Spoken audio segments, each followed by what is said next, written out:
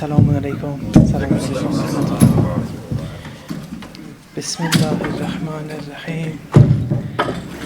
All praises are Allah's, Lord of the worlds. Thank you. It's okay. And may His peace and blessings be upon our Master, the Holy Prophet Muhammad, and his pure, immaculate Ahlul Bayt.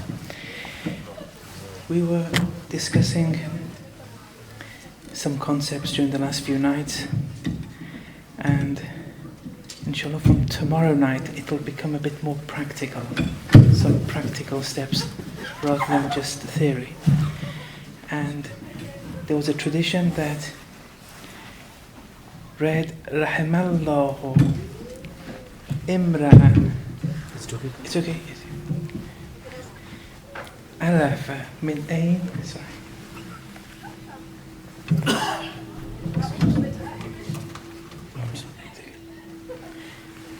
Allah Muhammad wa ali Muhammad. It's okay. Okay, hold it. So, Rahimallahu imra'an arafa min ayn wa ila ayn wa li ayn. May Allah grant mercy upon one who knows where he's from and where he's going and why he's here. Sorry. That's okay. No.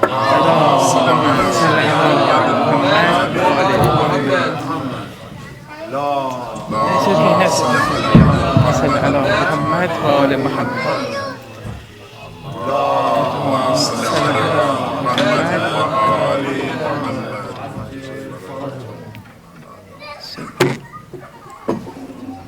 So may Allah's mercy be granted upon one who knows where he's from and where he's going and why he's here.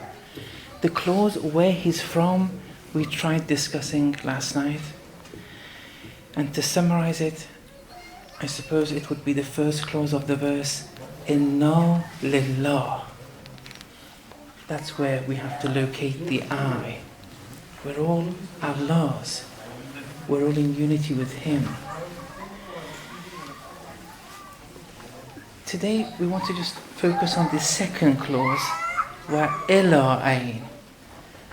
One has to know where one is going. And here there are some verses which help out. One is in chapter 51, I think it's verse 56. وَمَا خَلَقْتُ الْجِنَّ وَالْإِنسَ إِلَّا لِيَعْبُدُونَ. That I only created the jinns and humankind, but to worship me. This verse isn't describing the reason behind creation, rather it's the goal behind creation which is mentioned here. The reason behind creation, that's another story. But it's to worship Allah subhanahu wa ta'ala, that's the goal. Then the Imams have come and have blessed us with a commentary saying to worship me, Allah, liya'budun, means liya'arifun, to have irfan in relation to me. Liya'arifun, arafa, comes from irfan. That's what we want. We want to acquire irfan. Now, for now, let's translate it as a certain kind of knowing, a certain kind of recognition, but it will become apparent with time. But that's the goal here. That's what we want. After acknowledging what our origin was, now we want to know where we're going. Here, the goal is to know Allah. We're traveling towards Allah. So it's like these two clauses are referred to in the Quran, Inna lillah wa inna ilayhi raji'un. We're all returning to it. But here I just want to take time out of it. It's important. I want to go to something which happened. It's related to this, but I have to go through this incident which happened earlier this year in Iran.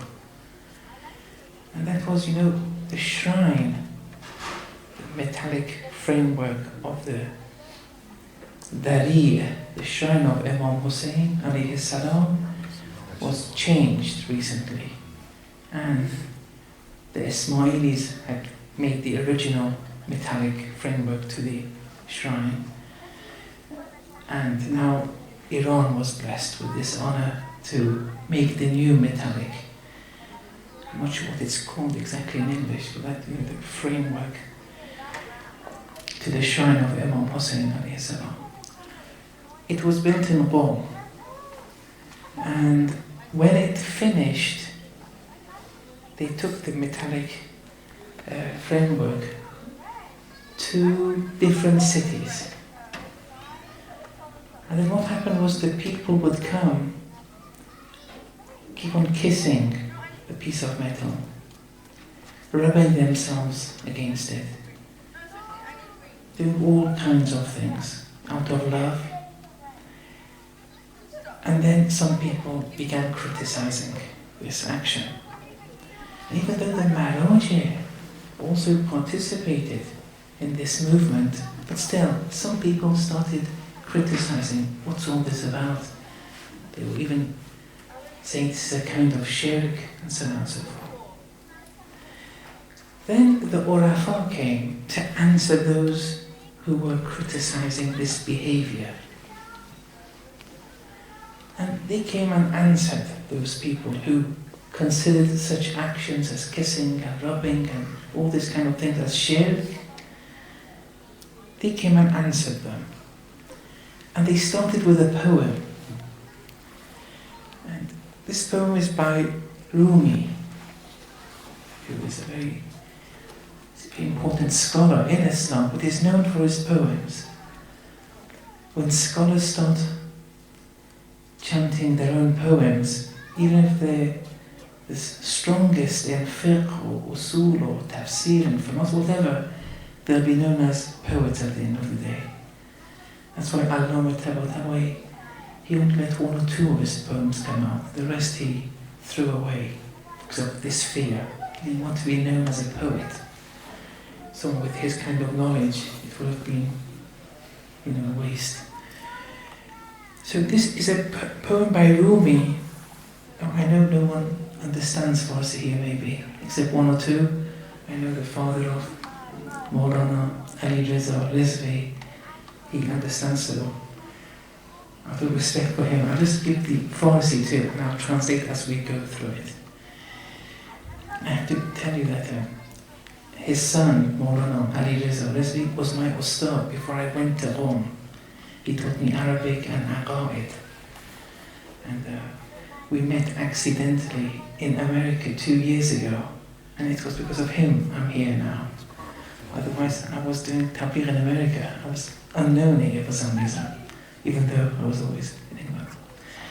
And destiny, please, games. Now, although in the West, and especially in England, we have Romeo and Juliet as the love story which is most popular. In Islamic poetry, we have 5 or 6 of these types. It's not only one. One of them is this love between this couple called Majnun, who was the male, and the Layli, who was the female. And the lady here is a female, symbolic of divine love, and Majnun, the traveler, who wants to get to that divine love. Now, Rumi starts with this. It highlights the point, why the Urafa chose this poem to answer the criticisms of those who were just kissing and rubbing the metal piece, which was to be part of the shrine of Imam Hussein. همچو مجنون که او سعی را می نواخت. Like Majnun, who was caressing a dog. بوسش می داد و پیشش می گداخت. He was kissing it. Majnun was kissing the dog, dissolved in its presence. گرد او میگشت خاضع در طواف. Majnun was circling round it in tawaf with humility. هم شکرش میداد صاف, and also feeding it with pure rose water and sugar. بلفضولی گفت ای مجنون خام. Then a meddler, a master of meddlers who was passing by, said, O simpleton, you Majnun, این چه شیداست این که می آری مدام. What madness is this that you're constantly bringing forth? Then the meddler continued, پوز سگ دائم پلیدی می خورد. The muzzle of the dog is in constant contact with filth. مقعد خود را به لب می استرد. It constantly licks its own posterior. عیب‌های سگ بسی او برشمرد. He was counting the dog's faults, one after the other, the meddler, to Majnun. عیبدان از غیبدان بویی نبرد. But the faulter, the meddler, was keep on faulting, had no sense of awareness of the knower of the unseen, had no sense of awareness of Allah subhanahu wa ta'ala. گفت مجنون, then Majnun started to reply, تو همه نقشی و تن, you're all shapes and figures. You only see the external side of things. That's all you do. And that's why you criticize. That's the only thing you can do, criticize. Because you only see the outward appearance of things. Andara wa bingarash as chishma man. Exit this frame of multiplicity and now see it from my angle. What's that angle? که این طلسم بسته مولاست این. This dog is the password code. It's the locked entrance code to my friend, this dog. پاسبان کوچه لیلاست این. It's the guard of Layli's path. And it goes on, but that was the main part here. So,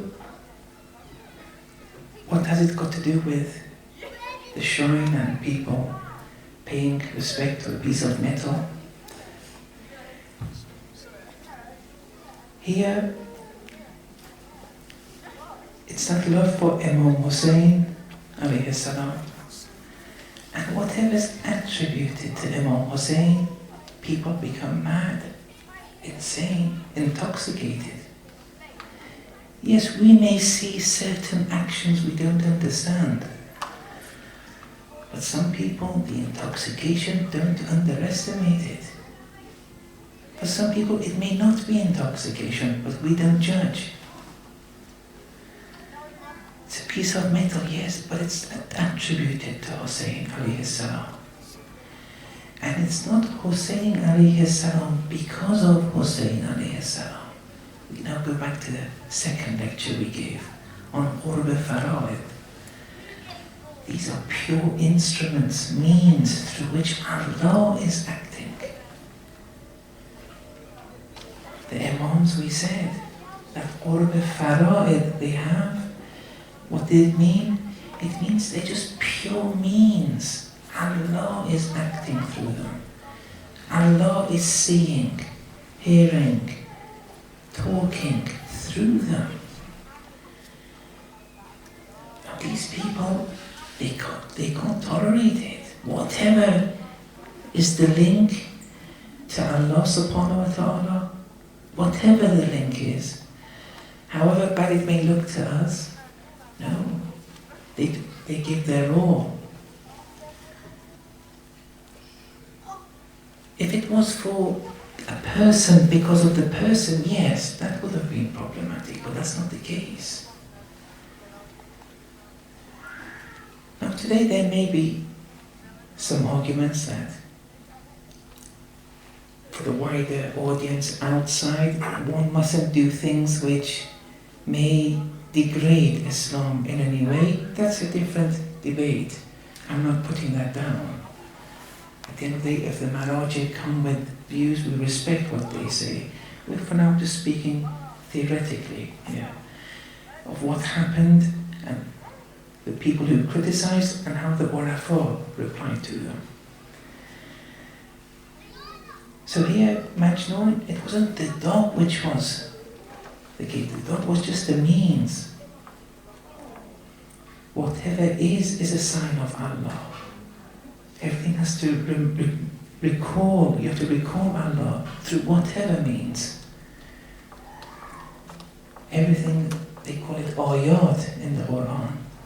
Whatever is, all existing beings, they're ayat, they're signs to Allah. But that irfan, that recognition of this relationship between whatever is and Allah, that unity between them, that's difficult for some. And then the relationship between Tawheed and Wilayah becomes a very closely intertwined one. It's one reality, manifests differently. For example, the Imams, they can be seen as the mirror through which Allah reflects Himself. See? Because they're not speaking, hearing, seeing through their own desire. They're just reflecting Allah and Allah's attributes. They're just means, instruments. Now imagine a mirror here and a sweet reflected in the mirror and the sweet being here. So it's a real sweet and it's reflected in this mirror.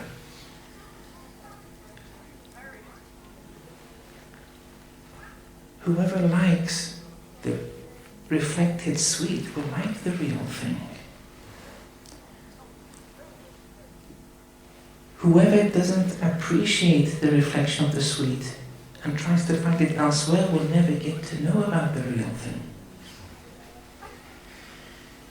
Why do we have tradition that whoever, Allah said, whoever likes Ali likes me? Because if you like the reflection, which is all divine attributes reflected in this mirror, in Amirul Mu'mineen, of course you'll like Allah. He's a reflection of Allah's attributes. Those who don't accept the divine status, the high status and lofty status of Amirul Mu'mineen,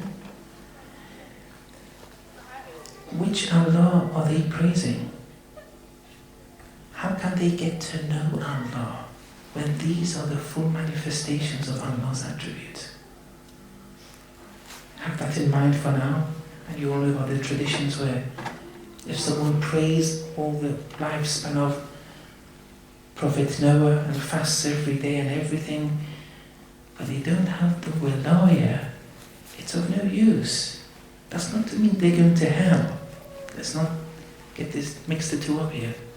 But it's of no use. Because what are they praising? How can you get to know Allah subhanahu wa ta'ala? Now, then, something which is slowly, it's becoming popular, is they're criticizing intercession now, some people. Shafa'a. One way of answering shafa'a when you want to speak with the Sunni brothers is people just keep on going and trying to find traditions in their books. Say, look, you have shafa'a too. That doesn't help though. We want to know what the essence of shafa'a is. I'll just speak a few words, very little, but we won't speak about this because this is one of those concepts which have been totally even misunderstood. Imam Khomeini has said. In one of his works he says it's the fault of the Manba'is why shafa'a has been misunderstood. amongst the common masses. But some people bring this criticism. Why do we have to go to the Imams for help? Let's go to Allah Himself. What are you going to say there? You keep on going to find traditions to say, oh, look, the Sunnis have it. Answer the problem. And they're right. And they're wrong. Depends how you look at it.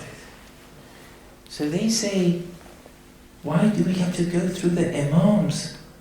Let's go through to Allah directly. There's no need to go through the Imams. They're right. Where they're wrong is this, that they think they're going directly to Allah, but it's not the real Allah subhanahu wa ta'ala. Because if they were going directly to Allah subhanahu wa ta'ala, it would be impossible for them to sin. Those who directly go to Allah. What Allah they speak about is a rational, it's a philosophical Allah at best, it's a bid'ah. It's not the real thing. Many of us also, and it doesn't matter, it's not a sin, you won't go to hell for it. But the Allah that we worship in our salat, it's not the real Allah. Otherwise salat would be something different. Your complexion would shake, the colour of your skin would change. You'd be embarrassed. You'd want to kill yourself out of embarrassment. You wouldn't keep on looking here left and right, up and down, thinking of other things. It's because we're worshipping a philosophical Allah we've accepted up here, which is a start, but we have to get to the real thing. Those who believe in a rational Allah, it's not the real thing yet. Amirul Mu'mineen, when he says, Ma a'budu rabban lam ara, I don't worship Allah I didn't see. Yes, he's in contact with the real thing. He's in unity. We're in unity with the real thing, but we're not aware. We don't have that irfan in relation, that awareness in relation to the real thing. So imagine I speak about a lion and describe to you to imagine a fierce lion. It's very big, male, hungry. Everyone would just still be sitting here, not moving. But if a real lion was to come, see, the behavior changes here. We'd all be running out because we have access to the real thing. It's impossible to sin when you're in contact with the real thing. That's what Ismat is all about. Ismat infallibility has degrees to it. The minimum, they call it the Mukhlasin. Mukhlasin, the past participle, not the present, Mukhlisin. One who is Mukhlis, not Mukhlas, Mukhlis. They dedicate their actions to Allah subhanahu wa ta'ala. They say, I do this action for Allah's sake. They still see an I, like me and you. It's good. We have to all go through this phase. They attribute the action to themselves still. And that Allah is still that rational Allah they've believed in. But the Mukhlasin, who see Allah and can describe the real thing, they don't dedicate the actions, they dedicate the I to Allah. Subhanallahi amma yasifun illa ibadallahi al-mukhlasin. Immaculate be Allah from what they ascribe to Him, what they say about Him, how they describe Him. Immaculate, free is Allah from what they say. Except the servants of Allah who are mukhlas. What they say is true, because they're in contact with the real thing. Yeah, what they say, yes. To acquire irfan, we have to be mukhlas. And until that, we have to try. There are many steps in the way. But until that time, To get to Allah, we go through people who are in unity with Allah, with awareness, who are mukhlas. And that's the whole purpose of going through them. If we were alone, that Allah that we have, it's only that rational thing that you've made up. It doesn't have any worth. The worth is very little. That seeing has to start, not with the physical eye. That irfan, awareness, has to start. And that's how we have to answer to these people. Not to kid yourselves. Okay. So we want to see. Now, Allah's manifestations differ to varying degrees. Seeing those manifestations differ, but we want to begin to see أَعِنْدَهُ عِلْمُ الْغَيْبِ فَهُوَ يَرَى. Only when one has knowledge of the unseen, has access to the unseen, awareness of the unseen, then they qualify as a seer. Before that, they're like animals. They see like animals, rather. Now, irfan is about this awareness. Irfan can be divided into practical irfan and theoretical irfan. But irfan itself is a kind of recognition, kind of awareness that one has. In the Quran, it's used in one verse very subtly. Chapter 12:58, وَجَاءَ إِخْوَةُ يُوسُفَ فَدَخَلُوا عَلَيْهِ. The brothers of Yusuf, alayhi salam, came and entered the presence of Prophet Yusuf, alayhi salam. فَعَرَفَهُمْ. Yusuf recognized them. Recognized using the Arabic arafa from irfan. وَهُمْ, but they, lahu, in relation to Yusuf, munkirun, they denied him. They didn't recognize him. So we have Yusuf alayhi salam on one side, the brothers on the other side. They're both seeing one another with the physical eye. That seeing applies both ways. Yusuf alayhi salam is seeing them, and they are seeing Yusuf alayhi salam. But Yusuf recognized them. They were deniers though. Now in relation to me and you, and whatever we see, wherever we see, we're seeing Allah subhanahu wa ta'ala. فَأَيْنَمَا تُوَلُّوا فَثَمَّ وَجْهُ اللَّهِ. Whichever way you turn, there's the face of Allah subhanahu wa ta'ala. However, we don't have that irfan. We're seeing Him, but we're denying Him. We're seeing the shapes, the molds, the animals, the sun, moon, rather than seeing Him. Like Yusuf, they would see, the brothers of Yusuf, they would see him, but they were denying him. They didn't recognize him. It's this recognition that is important. And that's what irfan wants to do. Now there's a theoretical and practical irfan. But this shouldn't be confused with the science of theoretical and practical irfan. These are four different concepts here. Irfan is seeing the metaphysical. If it's heaven, hell, angels that you see, in the Quran it speaks out, the aim is you to see angels. The aim is for angels to descend upon you. What's the prerequisite? إِنَّ الَّذِينَ قَالُوا رَبُّنَا اللَّهُ ثُمَّ اسْتَقَامُوا تَتَنَزَّلُ تَتَنَزَّلُ عَلَيْهِمُ الْمَلَائِكَةُ. I think that's the wording. Those who say Allah is our Rabb, their aqaid is strong, firm, and then they are steadfast in their aqaid, in their actions, angels will descend upon them. This is open for everyone.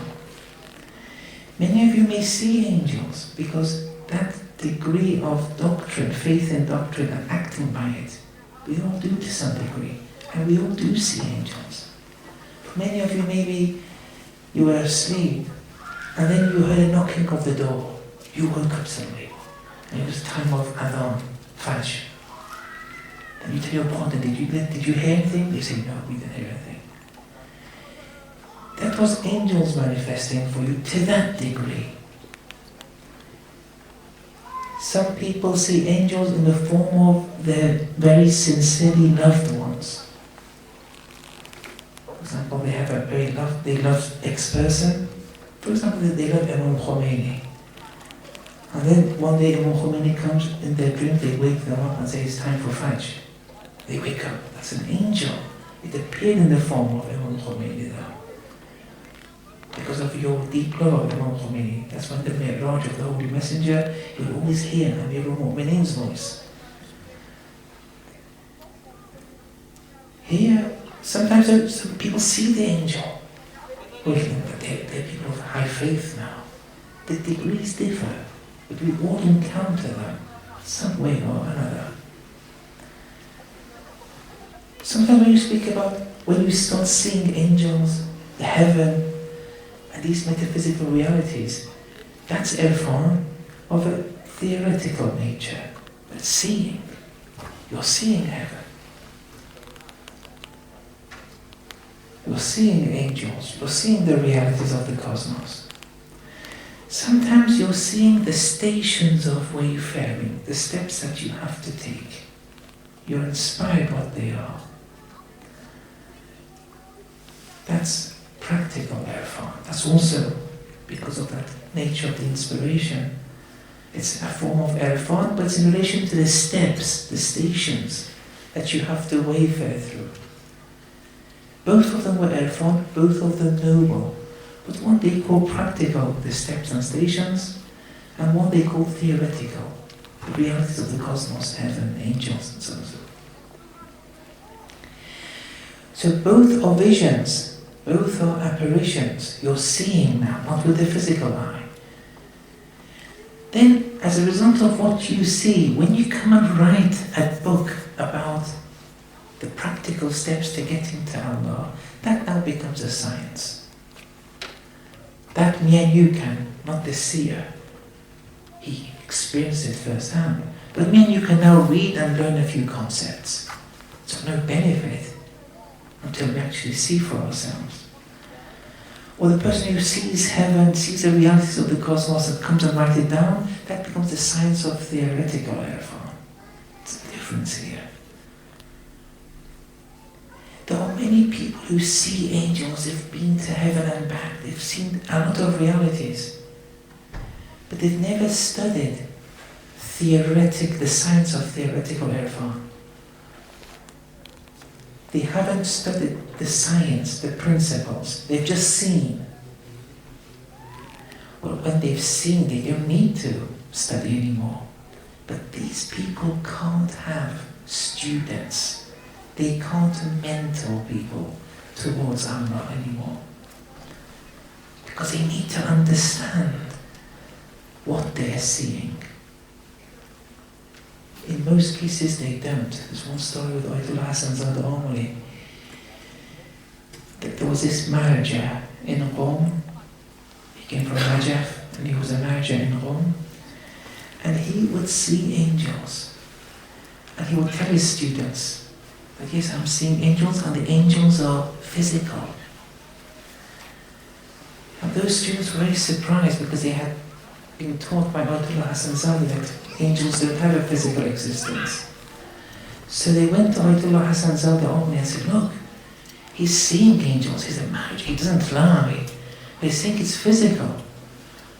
Ayatollah Hassan Zada replied, look, he hasn't studied theory of irfan. He's seeing it, and that's very good.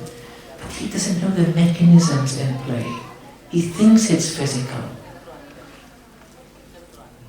When you haven't studied the theoretical dimensions, you won't be able to explain what you're seeing, even though you're benefiting from what you're seeing. So So there are many people who have visions and they say these people can't have students. It's a red line, it's red alert if they're beginning to have if they're mentoring in Irfan. You have to be careful. The true mentors have to be people who, in addition to seeing, they understand and they can teach students how to progress and how to interpret what they're seeing. That's the most safest way. The other one, I'm not saying is bad. I don't want to give that impression. I'm just saying it's not safe.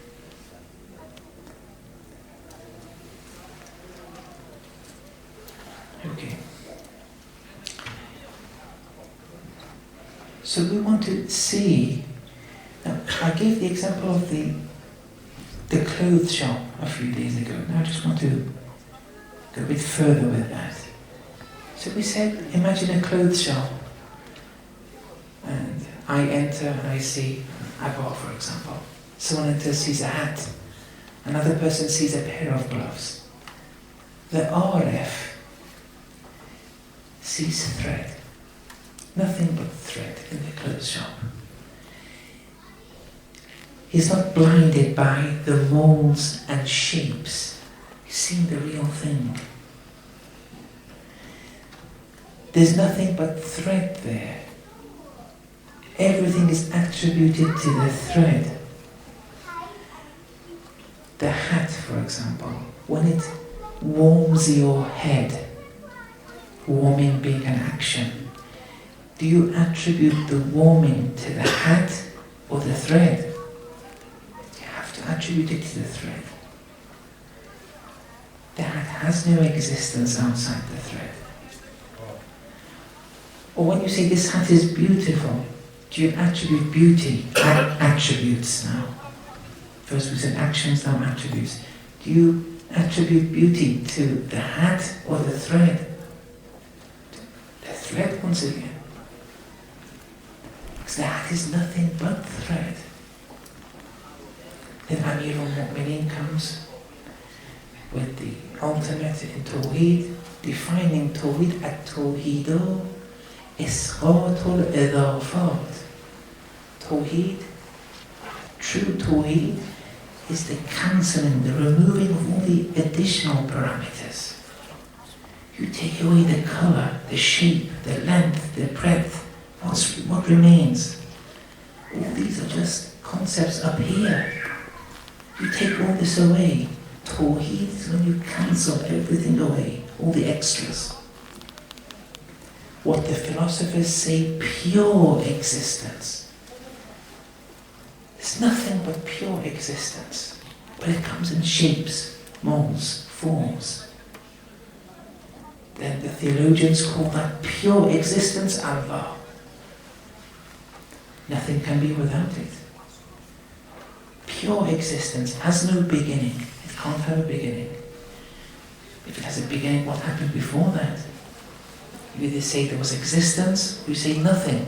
Nothingness is impossible. It doesn't exist. It has no end.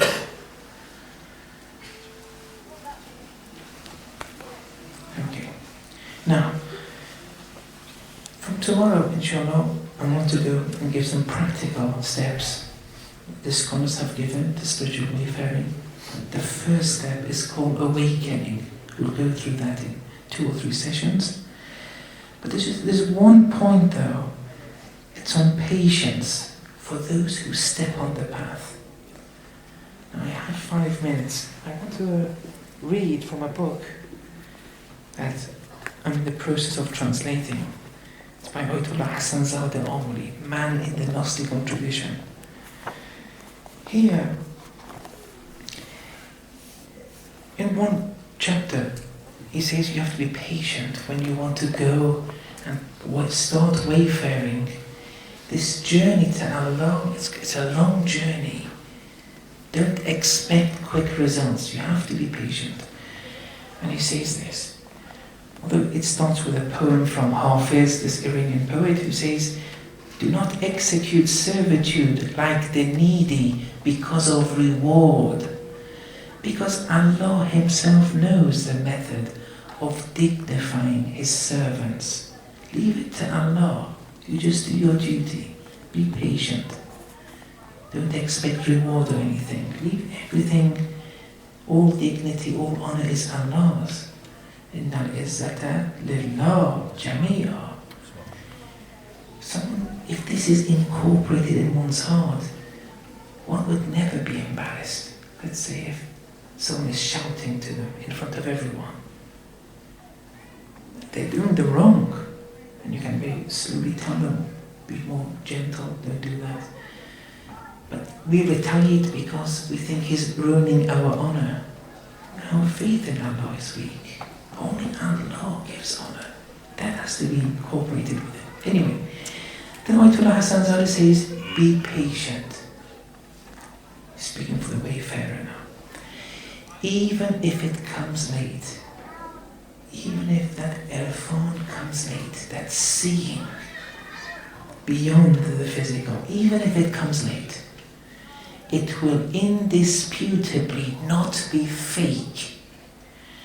As it is said in chapter 74, verse 7, وَلِرَبِّكَ فَاصْبِرْ. Be patient for the sake of your Lord. They, referring to Allah, here it's referring to Allah and the angelic forces in general, they will not bestow it quickly. This true irfan, they won't give it to you quickly. So that, why? So that one's capacity be acquired and augmented. They want your capacity to expand the more. Many people who receive and begin to see too early on, most of them, it's very premature. You have to be patient. The time will come itself. And then if you're not ready and you begin seeing things, and the soul isn't ready, it can even enhance your ego. Now you go and tell everyone, I saw this, I saw that. You have to be ready before that irfan acquires. Don't ask for it too early on. See how eloquently Fariduddin Attar has composed in his Conference of Birds. It's a book of poems by Attar. Now I did manage to find a translation to save me translating it. And Attar reads as follows. In deep despair, Sheikh Mihna made his way. Mihna is an area in Khurasan in Iran. The Sheikh, meaning the one who wants to wayfare, he was in despair as he was making his way across the empty desert. Wastes one day. He was going across the desert, wasting one day of his, and he was in deep despair. A peasant with a cow came into sight, and from his body played a lambent light. All of a sudden he sees a peasant from afar approaching this way. Now the peasant being the true mentor. That can be anyone with you, the true mentor. Coming with his cow, and this glowing figure is approaching. He hailed the man and started to narrate the hopeless turmoil of his wretched state. On seeing the true mentor, he began to explain the inner hopelessness, the despair. Why haven't I still seen Allah, experienced Allah? When can I have access to the real thing? All this wayfaring I've done, when will the results come? The old man heard, then said, O Sa'id being the title of the Sheikh Mihna. The peasant was hearing everything, and then said, imagine someone piled up millet seed. From here, earth, to the highest heavens, unknown climbs, and then repeated this 100 times, piling seeds up, infinitely. And then Imagine now a bird appears and pecks one grain up every 1,000 years. Although the Farsi, when I checked it, I'm not sure whether this is this part of it, but still, let's give the benefit of the doubt. Now imagine a bird with those large columns of seed, pecks the grain one every 1,000 years, then flies around the earth's circumference 100 times from heaven's eminence. So this is going to take a long time. One seed with those big columns of seeds, every 1,000 years once, and then to go around the earth's circumference 100 times. It's going to take a long time. In all those years, no sign would come to show Sheikh Bu Sa'id the truth he longs to know. The truth that he longs to know is going to take time. It's not as simple as this. He just gave this figurative example to explain the difficulty. It's not an easy road. Don't be impatient with it. Such is the patience that our pilgrims need, and many start our quest, but few succeed. That was the poem. Then Ayatollah Hassan Zadeh says, furthermore, those who are bestowed upon later on, not early, they become more proficient and thus acquire better and more. Whereas those who acquire too earlier on, that which they acquire is minimum. Don't work in haste. We know of some people whose path opened up early, but most of their words are shallow rather than deep. Because their floodgates opened too early on, it ended them speaking shallow words. However, with Akhund Mullah Hussein Gholi Hamedani, who was a true Arif many years ago, the path opened up before him after 22 years. How strong a possessor of secrets he became. Pay attention to this point in one of he mentions a book that he's written, then he quotes from a paragraph from that book, and I'll end here with what Ayatollah Hassan Zadeh says in relation to Akhund Mullah Hussein Gholi Hamedani. He was, I don't want to say he reached Qurb Fara'id, but they believed he was perfect. His students would, Ayatollah Hassan Zadeh said, his students would sleep outside his house. They would never let go of him. They couldn't separate themselves from him. In his lessons of Akhlaq al-Irfan, there were 300 mujtahids sitting there. Anyway, he says, the late Akhund Mullah Hussein Gholi Hamedani was a student of the late transcendental philosopher Mullah Hadi Sabzawari in philosophy, and in Gnosticism and spiritual wayfaring, he was a student of the late Sayyid Ali Shushtari. And he gives a few of the sequence of the teachers he had. Because in the true path, we said, in addition to the practical side, they understand the theory behind it too. They have knowledge in relation to the theory. They have both. These people can be mentors, not only if you just see the realities, you have to understand them, even though you benefit from them. All these people were mujtahids in fiqh, but in addition to that, they were experts in irfan. When you want to see who someone studied under, see who their teachers were, what books did they study, with which teachers. It's not a game for people just to come and preach. Some people have emailed me, you'd be surprised.